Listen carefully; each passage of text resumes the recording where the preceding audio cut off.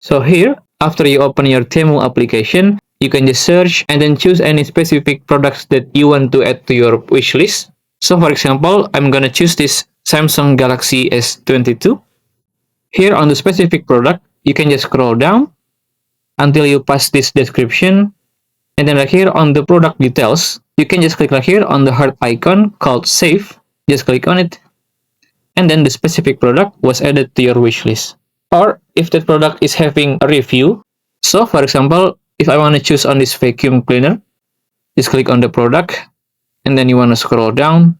If that product is having a review, you want to scroll down again until you see again on the product details and then click right here on the save with the heart icon and it was automatically added to your wish list.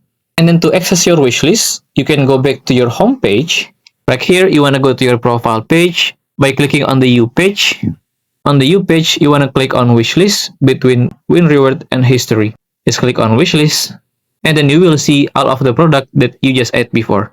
And that's how to add product to wishlist and access your wishlist on TEMU.